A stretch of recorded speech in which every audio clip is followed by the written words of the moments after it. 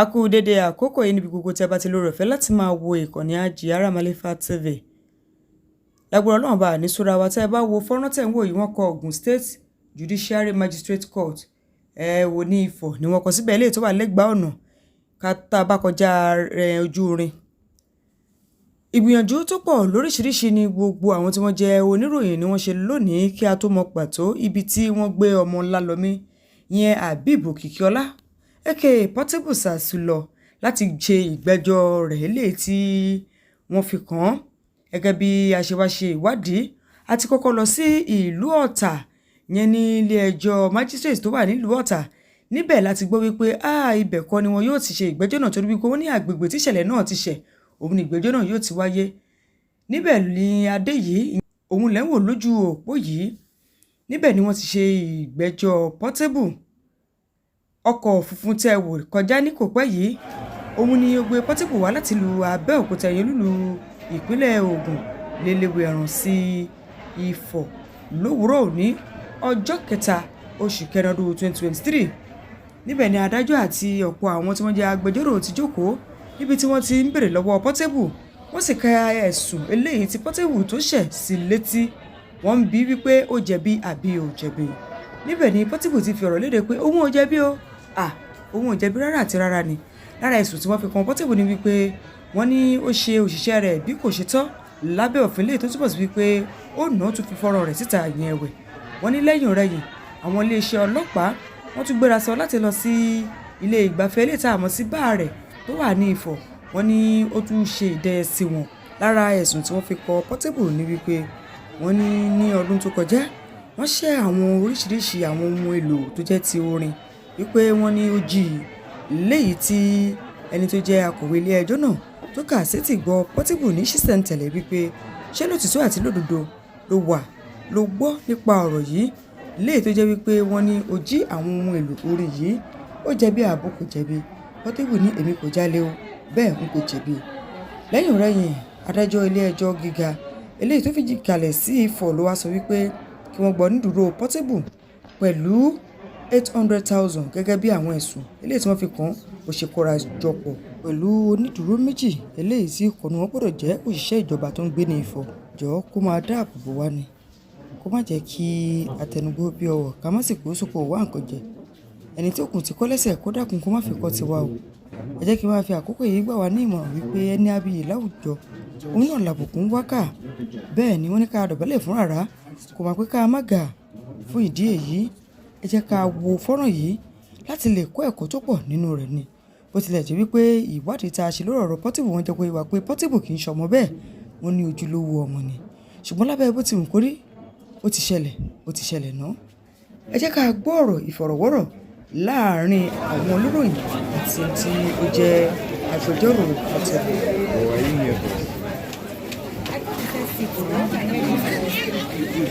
Yes, sister. Can you quickly tell us what's the position of the court on this case now? We were all in court and we all saw what happened. The court has not made any decision concerning the charges before it. He has only been granted. Thank you. What are the requirements? The very requirements The charges and everything, they are within the public domain. You can always get it. I have.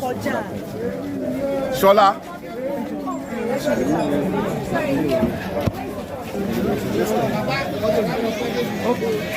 Okay, good morning. Can we have your name?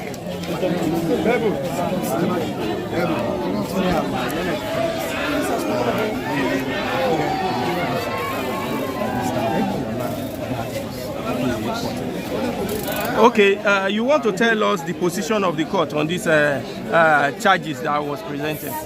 Very well. At the moment, it will prejudice and premature for us to make any official comments with respect to the status of hope and response and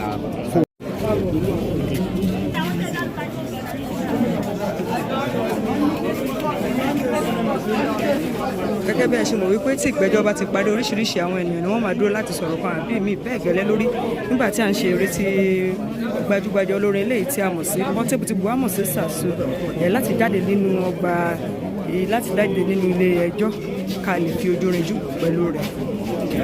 fẹ́ ṣàlàyé bí ìgbẹ́jọ́ náà. Bolókù.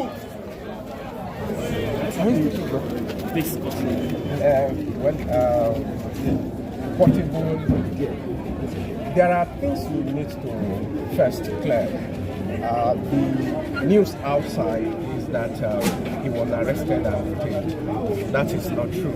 He willingly submitted himself to the police for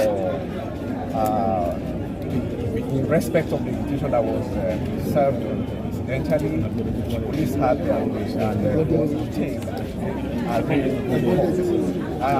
What has happened in court is that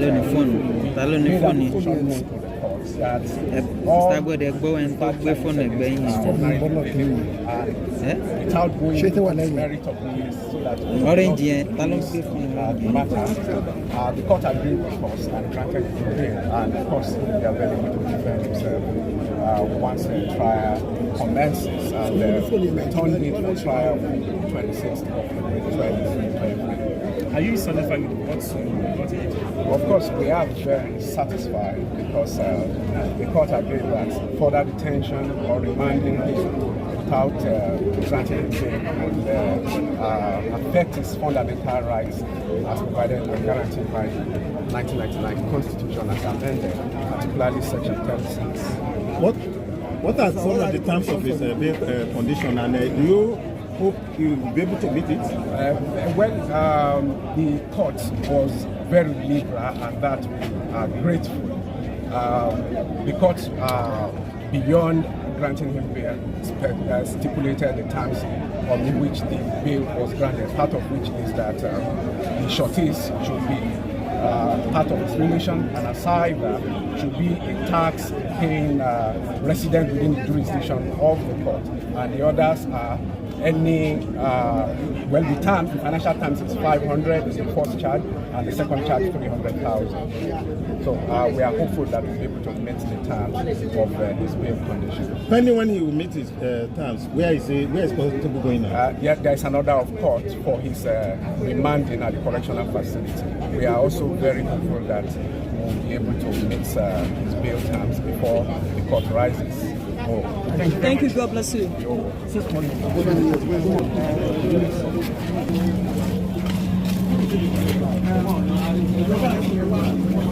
Gẹ́gẹ́ bí a ṣe mọ̀ pẹ̀lú ìdájọ́ ilé ìtìlẹ̀ ẹjọ́ tí ó fi kalẹ̀ sí Ifọ̀ bí wọ́n ṣe ṣe lónìí, wọ́n ti jẹ́ kó yé wa wípé ọ̀gbẹ́ni Portable tí buwá mọ̀ sí Zazu ti ní oore ọ̀fẹ́ láti gba onídùúró